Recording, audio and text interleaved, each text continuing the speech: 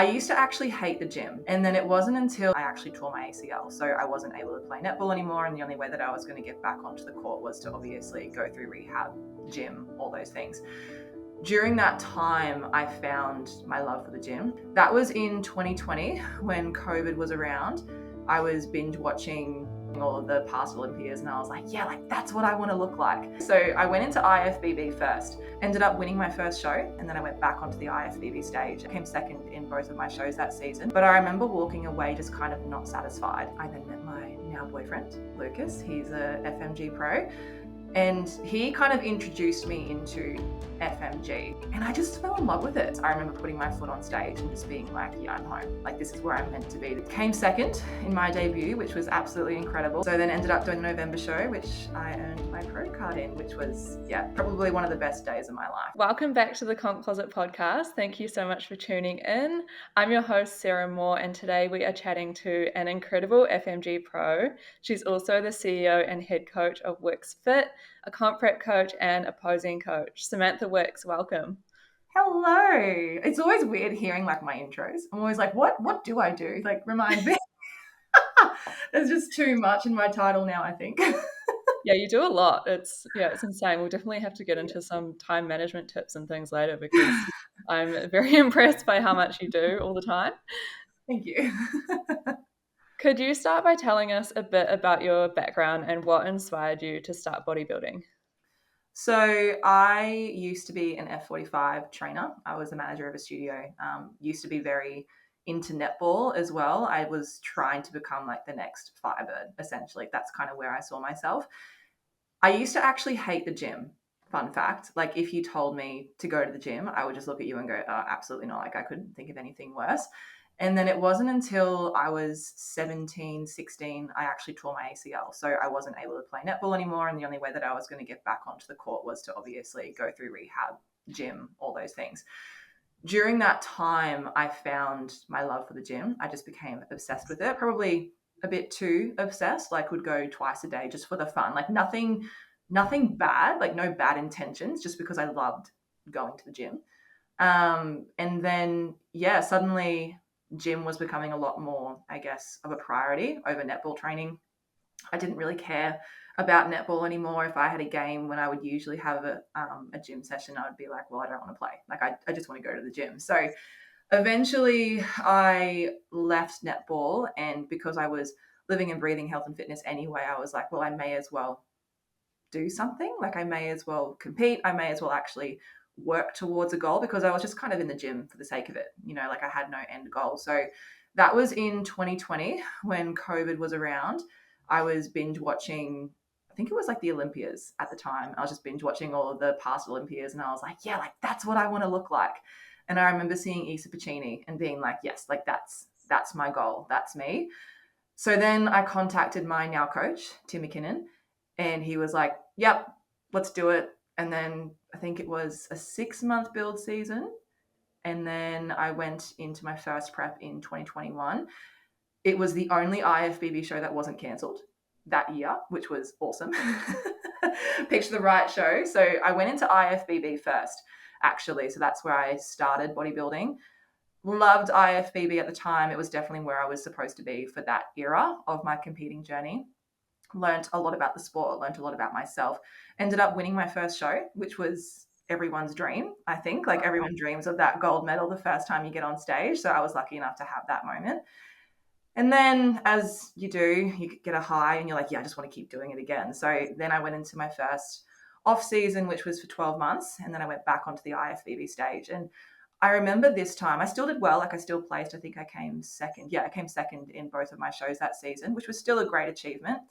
But I remember walking away just kind of not satisfied and not really, I don't know, I just didn't get that like wow factor. I was like, oh, that's it. Like that's all I got to do on stage, because the stage time in IFBB versus FMG is vastly different. Like in the posing is very different. The stage presence is very different. And I was very much known in IFBB for having like this real hectic stage presence posing that was just not really seen before. So yeah, I don't know. I just kind of lost my, I guess, fire behind why I was competing and what I wanted to do. And then over that time, I was supposed to get on stage in the following season A in 2023. But when it got to the time to start prep, I was like, I just don't want to do this. I'm really not keen. My heart's not in it. And then over that time, I then met my now boyfriend, Lucas. He's a FMG Pro. And he kind of introduced me into FMG. He kind of showed me the ropes, took me to a Red Joe night, introduced me to everyone. And I just fell in love with it. I was just like, wow, this community, this family, this vibe, like the atmosphere of show day, like just everything about it was just incredible. And I think because I'd been to FMG shows, well, it was WBFF at the time, but I had been to some shows before and I didn't really know anyone in the community. So I didn't have as good of an experience as this one with Lucas. So that was the April show of 2023. And I remember watching these girls on stage and being like, yeah, I want to do that. That's what I want to do. At the time, I was actually in prep already for IFBB season B. And I went to my coach that day and I was like, oh, what are your thoughts on me switching things up and having a go? And he was like, I mean, why not? So we were going to do both shows. And then the more and more that I was prepping for that June, July show last year, the more I just kind of stopped loving IFBB and really found my passion and love for FMG. Had the most amazing experience. That was actually a year ago today that I got on stage for the first time. Really cool. Yeah, I noticed it this morning. I was like, oh, that's funny that we're doing this episode. And that was a year ago today. But yeah, I had the most amazing experience. I remember putting my foot on stage and just being like, yeah, I'm home. Like, this is where I'm meant to be. This is what I want to do now.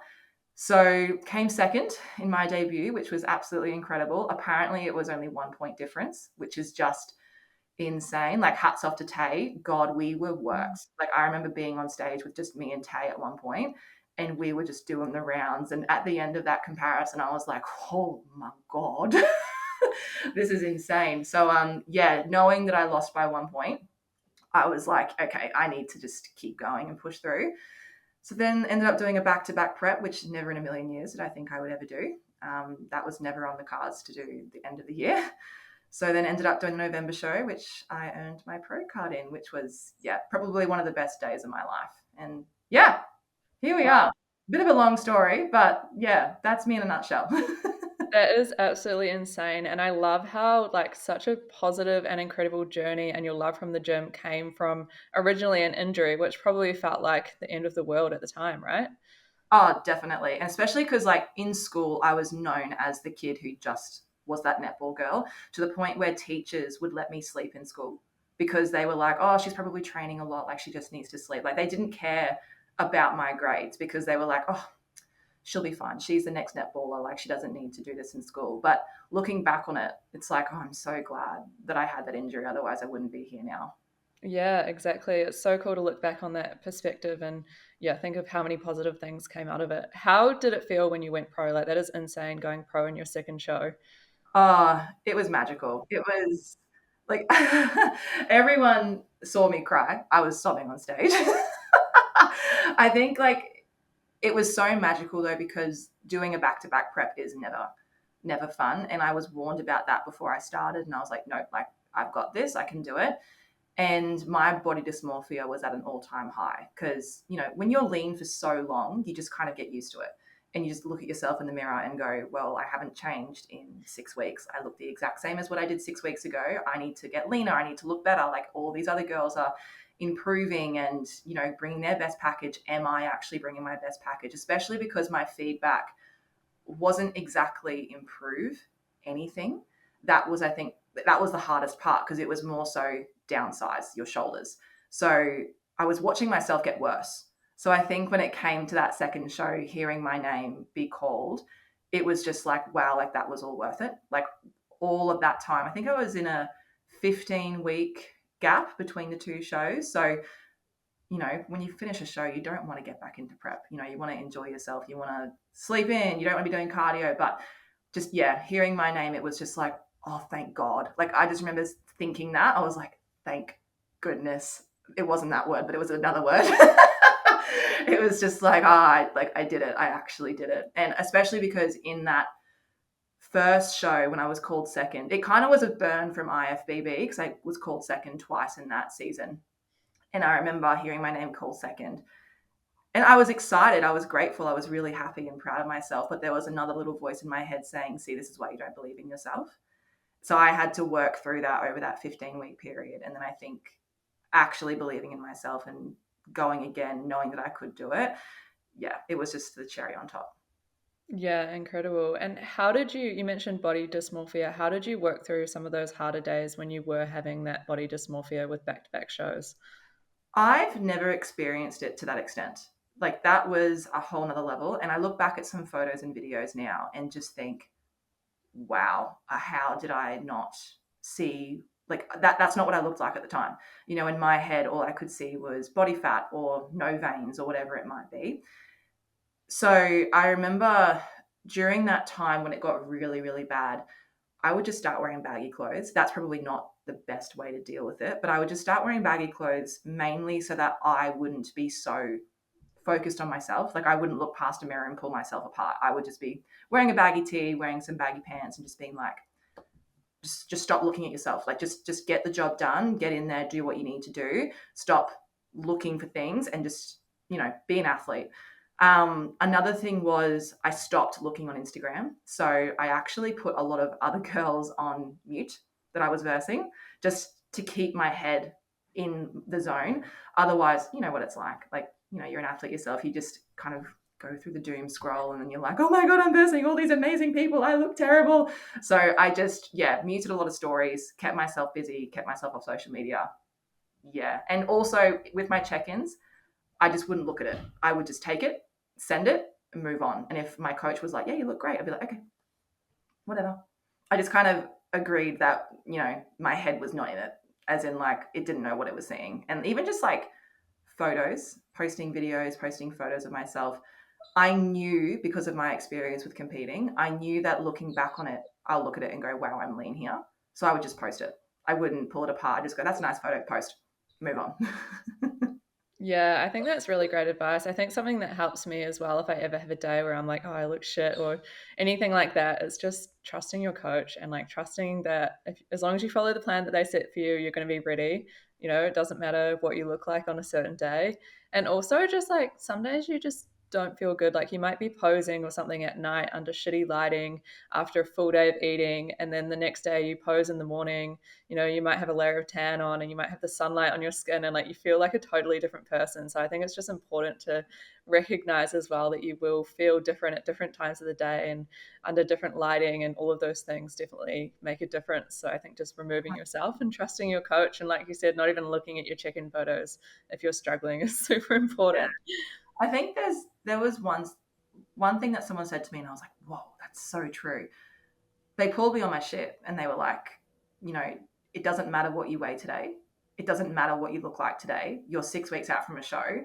It matters what you look like in 6 weeks' time. You're never going to look back on this day and go, oh, I remember the day that my weight spiked a kilo overnight. Like you're never going to remember that day. And in the moment, it's really hard to kind of shake that feeling. But when you're on stage, it's true. You don't look back and think about those little times. You just think about how great show day is. Yeah, 100%. So now you're 9 weeks out from your first pro show in LA. How are you feeling about your prep so far? Really good. Really, really good. I think because I was in prep for so long last year, I think I tallied it to be 9 months of last year I was in prep. That's a long time. I think it just kind of became my life. So if anything, the off season felt weird. And now that I'm back in prep, I feel like I'm more like myself again. I also just love the lifestyle of it. So prep to me isn't really a task. It's more so oh yeah, just my everyday life. But yeah, I've been in prep for 11 weeks now. So just after the FMG show in Australia, I started prep. Haven't really been pushing as much, just kind of been dieting, training well, steps. That's really all been the focus lately. But as of 2 days ago, we've implemented cardio again. So the push has begun. I know in a couple of weeks, I'm going to be like, oh, I feel like shit now. But right now, we're feeling good. Amazing. And is there anything you're doing differently this prep compared to any of your last preps? So for this prep, we are pushing the weight the whole time. In my last prep, I hated that prep. As much as I loved it because it was my pro win, I also hated it at the same time because with the feedback being, downsize, I couldn't train. It was just, okay, if you want to train, it's going to be legs. That's all it's going to be. But if you can't get to the gym this week, don't worry about it. So there were weeks where I'd train legs once and then the 6 other days, I wasn't even doing cardio. I was just getting small amounts of steps. Like, yeah, it was not really prep to me. So this prep has been really, really different in the sense of actually training hard, the whole body, not holding back anywhere, just giving it 110%, doing cardio, doing steps, all of those fun things. So it just feels more like prep this time. And just being able to not hold back in any area has been such a fresh air. It's so nice. I can't explain it. So you're pushing for the bikini athletic category, right? Yes, definitely. When they announced that, I was so excited because it was like, I knew that after the last show, it was either stay that size forever and not push in the gym ever again, or take a massive off season and go into fitness. That was kind of my two paths. I'm definitely someone who loves training hard, so I was leaning more towards taking the time off and going into fitness. Then they announced Bikini Athletic, and it just opened up this whole new pathway. And it was just like, this is what the federation needed. Like the muscle development between bikini and fitness are worlds apart. That there is no crossover there. And if you were in the middle, it was always you're too big for bikini or too small for fitness. So now that they have that bikini athletic division, it's just perfect for girls like me who do have that muscle density or who look better conditioned, like they're really, really conditioned. Because for me, if I looked a little bit softer, I would not look good on stage because I hold it in my midsection. Like it just wouldn't suit me. So having that ability to just get lean and get like really, really lean, oh, so excited. Yes, I'm so excited to see what you look like. And also the FMG Texas show as well this weekend will be cool to watch, live stream. It might be early in the morning for us, but it'll be really cool to see, the caliber of the athletes there and sort of what they're rewarding from a judging perspective and kind of start to shape the pro league for the bikini athletic category. It's been really exciting to see the turnout as well. Did you see that photo of all of them there? Yeah. That was awesome, especially for the first one being overseas. Like, yeah, great turnout. It just goes to show how awesome this federation is going to be moving forward. It's definitely going to be growing. Yeah, 100%. And speaking of overseas, can you walk us through your travel plans for the show, like when you're flying out, when you're landing to acclimatize, and all those details? So I am someone who holds water quite badly. So whenever I would even just do an interstate show, I would leave a week early just in case my body held on to anything. So I remember like when I went to the Sydney show, everyone was like, "Oh, you're there already?" And I was like, "Yep, hi." I don't trust my body. So because we're going to LA, I've actually never been to LA before. So that's really, really cool. I've never been to the States. So that's going to be a very long flight, but we're leaving, I believe, 10 days early, so around the 4th of September. And then that's going to give us enough time to drop water weight, just get everything together, but then also enough time for if anything does go wrong, because you can't control, traveling overseas. Like it is what it is. You can do what you can. That's all that matters. But if anything does go wrong, then we have a few days to fix it if need be. So the plan is to be ready before we leave and then deal with that, and then enjoy LA a little bit, train at like the big gyms in Venice and go to Miami Beach and all those things. Then have show day, have a few days back in LA. I was going to stay a bit longer, but it's actually Lucas's birthday, so I was like, well, I have to come back. I can't be away for Lucas's birthday. So I'm coming back, I think 4 days post show, so I'll enjoy LA, do all the scenic things like Disneyland and all that, and then come back to Aussie. Oh, that is so exciting. I can't wait to watch all of your YouTube vlogs as well of the traveling and Oh, it's get gonna be some great. tips for overseas shows. I feel like the most exciting part for me, like going to the US, is going to Whole Foods. Like I love checking out supermarkets in different countries. It's just so fun. It's going to be interesting because my friend, she competes overseas quite a bit, and she's always talking about the rice cakes over there. Apparently, they're just elite. So I'm keen for the rice cakes. Out of everything, I'm keen for the rice So cakes. many rice cake options. You'll be in heaven. So have you booked accommodation like with a kitchen and things like that? Like how are you managing food when you get over there? Yeah, definitely a kitchen. That is a number one priority. As much as like you can prep meals, I guess you just want to have a kitchen just in case something goes wrong. So we are still looking for the right accommodation just to make sure that we are in a safe place in LA and all those things. Um, but yeah, because I'll be going with Tani. So Tani and I will be staying together in LA. So we're just trying to find a nice place that's nice and close to gyms and all those important necessities, I guess. But then also with a good kitchen that we have our own areas where we need to down when we need our own downtime before the show. And yeah, it's going to be good. It's going to be a really good trip.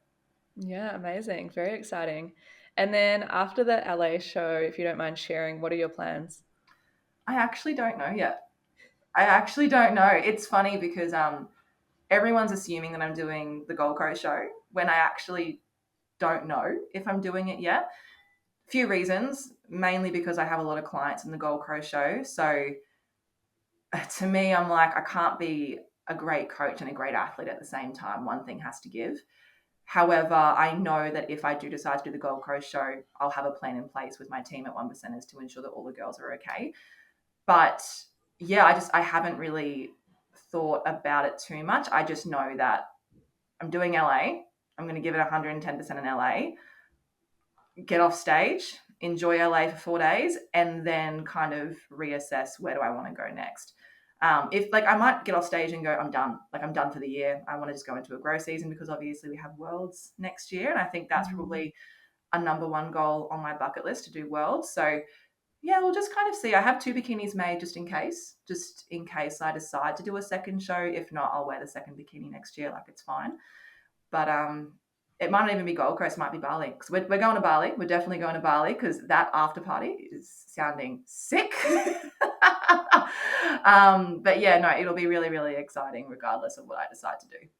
Yeah, it's pretty cool to have so many different options, like, both locally and internationally to choose from with FMG. And there's just more and more shows coming out, which is insane. Like, you can go over to anywhere pretty much in the world soon and compete and then have a little holiday, which is pretty cool. It just really opens up so many doors, which I'm excited Yeah. about. And I remember when I was an amateur, like the one thing I wanted to do was travel and compete. Like that was on my bucket list, especially go to the US. And now that there's more places popping up over in the US, that's even more exciting for the future shows, that's for sure. Yes, so exciting. So, moving on to your business ventures and clients and things, I saw that you recently opened a posing studio with a lot of success. Can you tell me more about what inspired you to do that and what sort of services you're offering there? So that was it actually just fell on my lap, that studio. Like I say this to everyone, they're like, what do you mean? How does a studio just fall on your lap? But I was very, very lucky. I put it out to the universe. I'm very big on, manifesting and all the spiritual woo-woo stuff. Like that is me to a T. And I remember before Christmas, I had just kind of had the idea of having my own studio because I was working out from home. I always wanted to find a studio, but I was also very picky. So I wanted the right floors, the right mirrors, the right lighting in a space that it's close for everyone to get to. Like I was just very picky with the space. And I remember going to my business coach and being like, this is what I want. How much do you think it's going to be? And she was like, Sam, good luck. Like, good luck finding that space already made. You're going to have to, build it from the ground up.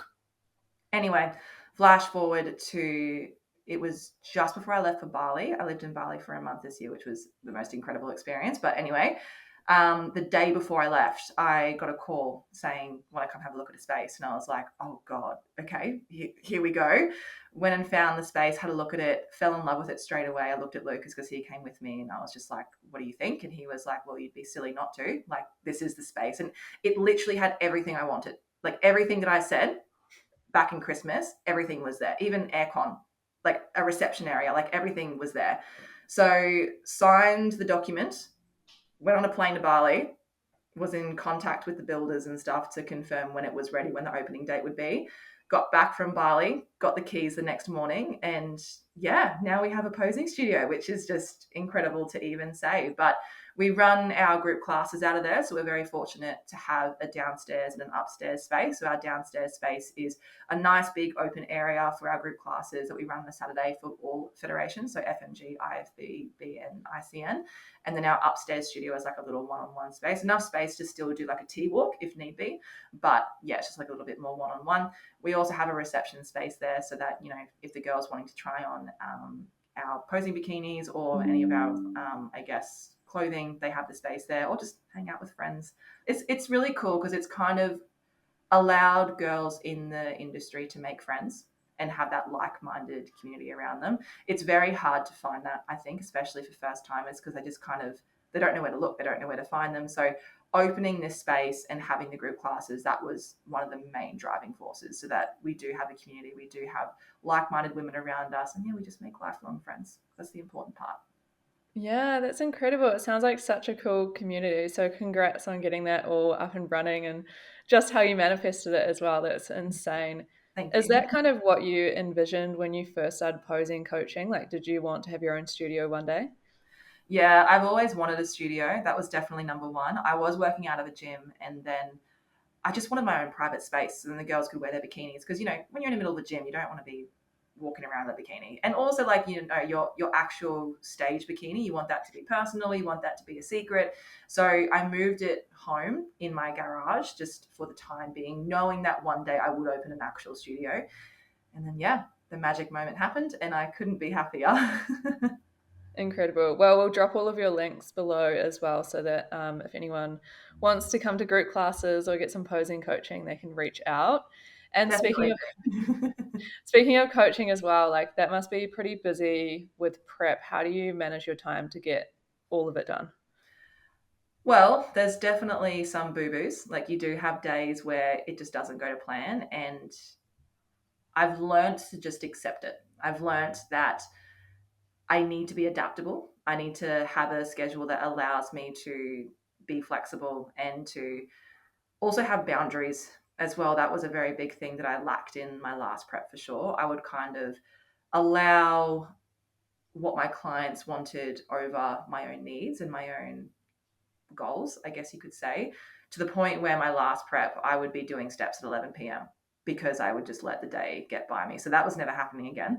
So this prep, I have ensured that I have a team under me. So I've got 7 beautiful ladies who are working for me now, and they definitely have been a huge help this prep, just with like the back end things and taking on clients as well. So I have 2 ICN posing coaches and then 1 IFBB posing coach. So they're definitely helping out in that regard. And then I have an assistant coach in the online coaching space as well.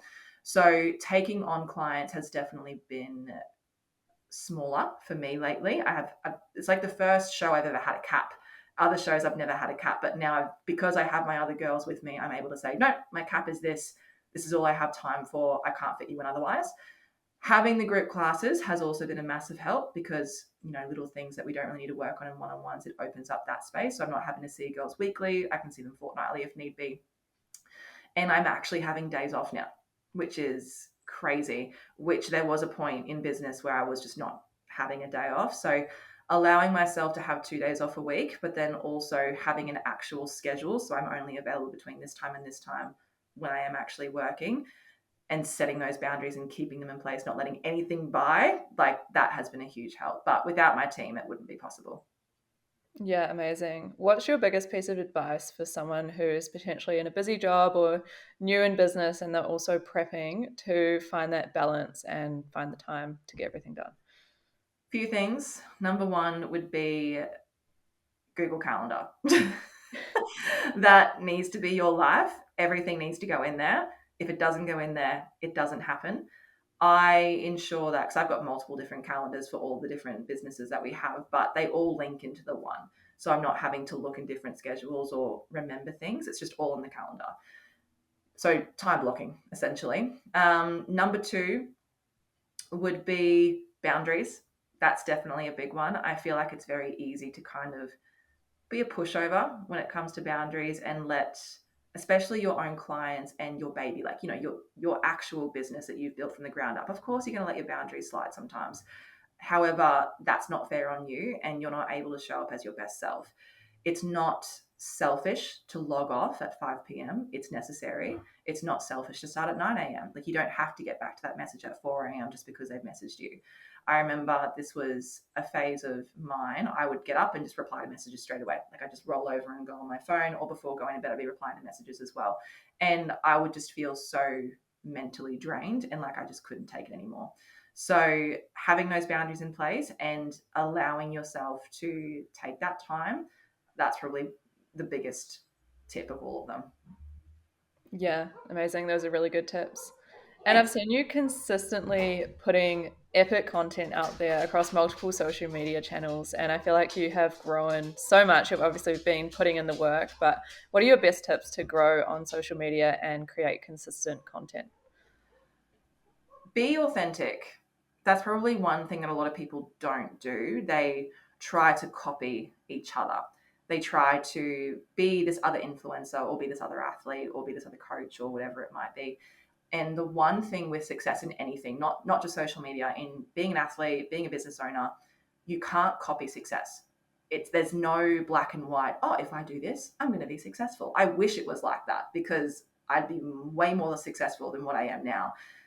However, you've got to find your own niche. You've got to be authentic to yourself. If you try to show up as someone that you're not, people are going to see through that, especially on social media. I found there was a period of my life where I was trying to be someone that I wasn't. And people could see that. People were like, well, that's not you in person. Like, this isn't how you speak. This isn't how you act. As soon as I started being my true self and just saying how it is in my own life, my own little world, I started to attract the right type of clients, the right type of followers, the people who actually are invested in what I'm doing, are invested in, what I'm doing in my prep, what I'm doing in my business. Like, they're just genuinely intrigued. But that's because we have that somewhat of a connection. And now I find, because I'm showing up as my most authentic self, it's very easy to put out content, because I'm doing what I want to do. I'm not doing what this person's doing because that made them go viral. It probably wouldn't work for me. If anything, I would look like a copycat then. But now, because I'm showing up as myself and just kind of doing what I want to do, it's more authentic and people are relating to it more.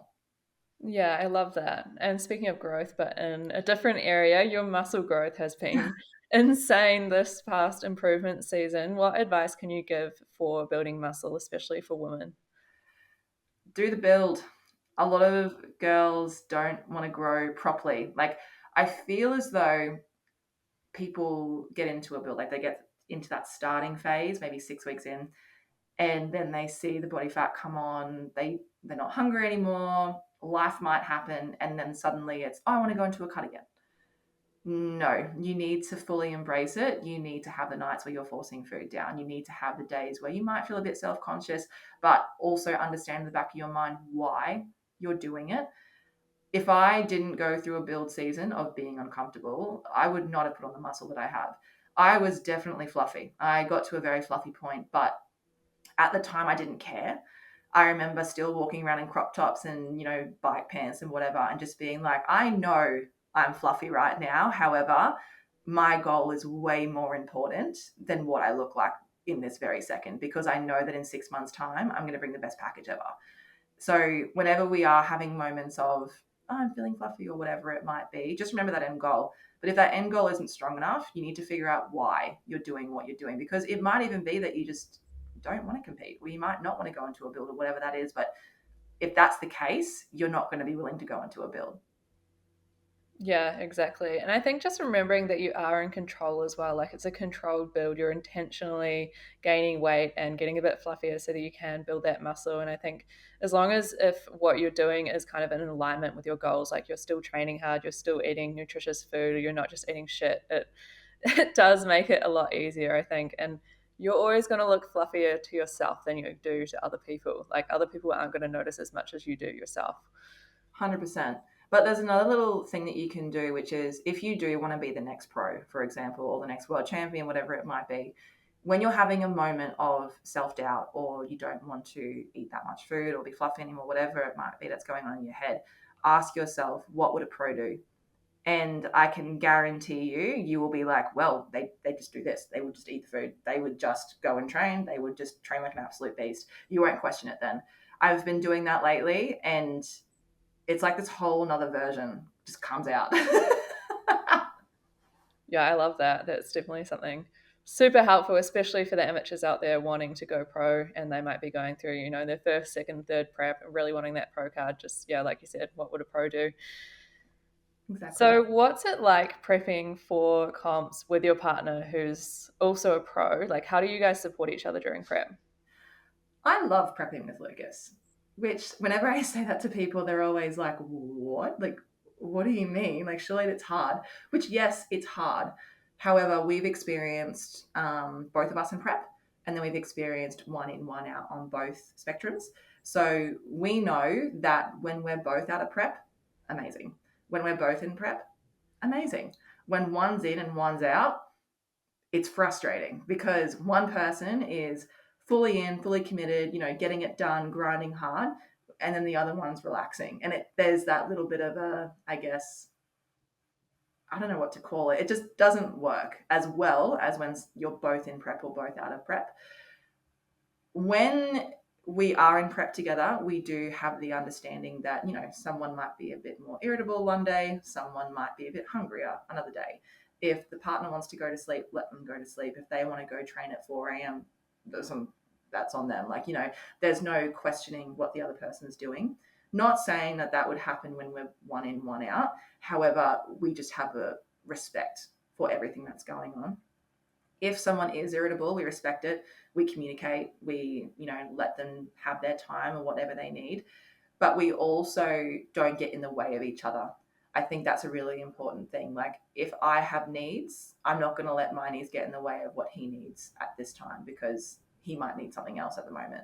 And at the end of the day, it's only for a period of our life. It's not forever. We know that once the prep is over, which is the one goal that we're both working towards right now, once the prep's done, we can celebrate and then we can come back to each other. Like, we're always going to be there. We're always going to be in each other's corner. We're not going to let just a couple of months get in the way of that. If anything, we do need a shoulder to cry on sometimes too. And when we do need that, we do come together and we do help each other out. It's kind of like a train. Like when a train is on a track, we're both on track, we're both working hard, but then one train might go off the track a little bit. The other person comes with the track, gets them back on track. And that's just kind of how we view our relationship all the time, whether we're in prep or out of prep. But I must say, though, hats off to him. When I was in prep and he wasn't, he was the most supportive person in my life. When I did the July show, it was definitely needed. And I know that if I was ever out of prep and he was in prep, it would be the same way. It's just about respect, I think. But then also, as I said, understanding that's not going to last forever. Yeah, amazing. I think it probably helps that you both understand what it's like to go through a prep as well. Like most people probably have that dynamic where the other partner is not in prep and they've never been through a prep and they don't understand what it's like to go through a prep. What's your advice for someone who's with someone or friends and family who don't understand what it's like prepping and they're struggling with those relationships? All you can do is communicate. That is the only thing. And unfortunately, there are going to be people in your life who still don't get it. This can go two ways. Either it's going to go, they're never going to want to talk to you again, they're going to leave you. Okay, that's fine. Stop trying to hold on to something negative in your life and just let it go, because that might be the reason that you're being held back in certain other areas. If you want to excel and exceed and be this next level version of you, sometimes people are going to have to be let go of, and that's okay. I feel like a lot of people are too scared of that outcome, and I get it. I've been there. I've lost a lot of close people in my life since becoming a bodybuilder. However, I look back on it and go, wow, like that relationship may have been a little bit toxic or may not have actually gotten me to where I want to go. Maybe they were actually holding me back in certain areas. But then on the other side of it, the people that love you for you and also just want to see you succeed, they won't care what you're doing. They will just want to be there and support you. They will just want to understand, how can I support you? How can I be there for you? What do you need? Okay, you're hungry. Okay, how do I help with that? And yeah, it might be annoying because it's like, you can't help me with that. Like, I get it. But you need to communicate with them and let them help in their own way, or even give them a way to help. Like when Lucas was out of prep and I was in prep, I remember saying to him, on weekends, I don't want to be home. I want us to have events. I want us to go and do things. I want us to feel like normal human beings. And immediately he was like, that's what you need. That's what we're going to do. Saturdays, Sundays, we're out of the house. We're going to go do fun activities. We're going to do recovery things, all prep friendly, So that wouldn't have happened though if I didn't communicate that with him. So maybe have a look at your communication. Okay, have I actually spoken to this person and told them what I actually need from them? Or have I just kept it a secret and caused all these arguments when I eventually explode? Yeah, 100%. And speaking of prep friendly activities and date ideas, do you have any suggestions? Oh, so many. Great ones would be movies. Going to the movies, that's always a great one. You can take your own containers and stuff. Bowling, mini golf. Honestly, like any activity, you can make it prep friendly as long as it's not revolved around food. Like obviously going and getting a meal, that's not going to help. But anything that you can physically do is always going to be prep friendly. We were even talking the other day about going paddleboarding. Like how fun! That'd be so much fun, right? We went paddleboarding like 2 years ago, I think it was, and it was the most fun time ever. You can go for a walk. That's always a good one. You know, getting a coffee with a friend and just getting a nice walk in, just getting your ice on black. That's all you can have, but you know, it works. Going to the beach. That is always so good in prep. Like your whole day just goes by.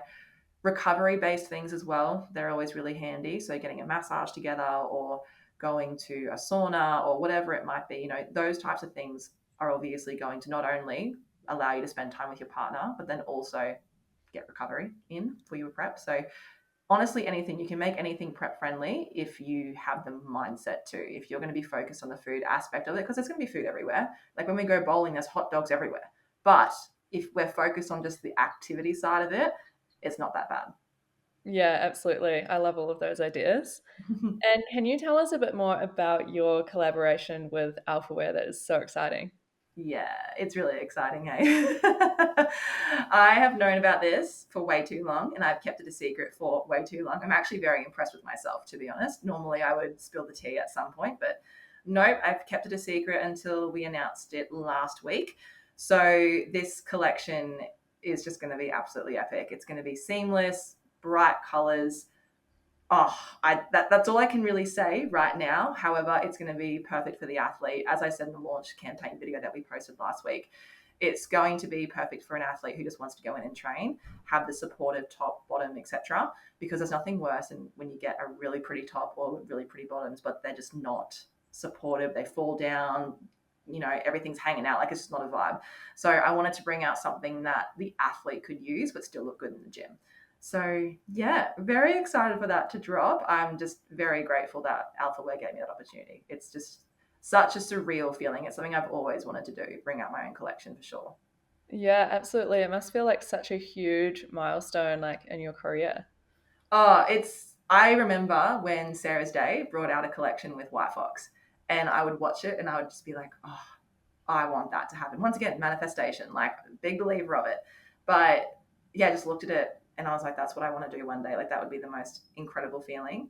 And then, yeah, the opportunity came up at the start of the year. I was pinching myself. And I think once I see it in person, as in like seeing people wear it or seeing my campaign video up on the stage, it's just going to be like, oh my God, this actually happened. Like that's me. That's going to be a surreal feeling seeing my video up on the stage at FMG. That will just be wild. But Yeah, yeah, no, it's a very, very much a pinch me moment. That's for sure. incredible. Well, congratulations. Do you know Thank what you. date it's dropping? End of August. That's all we're saying at the moment. It was supposed to be September, but we've brought it forward slightly, mainly because we just can't help it. We just want to get it out. Very, very excited to see what you guys have come up with. Thank So, you. for those who are interested in following your journey or learning more about your coaching, where can they find you online? Yep. So my Instagram is at underscore Samantha Wicks. My coaching, so for lifestyle, it's at Wicksfit Co. My posing business is through there as well. I do FMG posing through the Posing Institute. So ICN and IFBB is through Wicksfit, and then FMG is through Posing Institute. I then work for One Percenters for comp rep. So you just have to look up One Percenters on Instagram. You can find me there. Gosh, you can find me everywhere. Hey. We are everywhere. Oh my goodness. But then I also am documenting my prep on YouTube, which is just Samantha Wicks. So yeah, we'd love to have everyone follow me along. That's probably the most motivating thing, like knowing that I have people supporting me through, especially because I'll be overseas. Like, oh, I'm gonna be by myself and everything. So yeah, knowing that you guys are following me and watching me through the journey, yeah, it's always a bit more motivating than just being by myself, that's for sure. Yeah, incredible. Well, I will drop all of those links below so people can follow you if they're not already. Thank Thank you. you so much for coming on. I'm so excited to see your progress in these final weeks leading up to the LA show. Thank you. I'm excited to see your progress leading into your show. Hey, that's exciting. Thank you. Yes, very exciting. Feel like they come around fast, don't they? Oh, right. It feels like yesterday was last year's show. It's like, what do Yeah. you mean we're getting on stage soon? Insane, insane. And thank you so much to our listeners as well. If you could take a minute to follow, rate, and share this podcast. Let us know what you're doing while you're listening to it or watching it. We love to see you getting through your cardio or your steps on prep with the podcast. And I would be so grateful because it really does help us to grow and get more incredible guests on. Thanks, guys.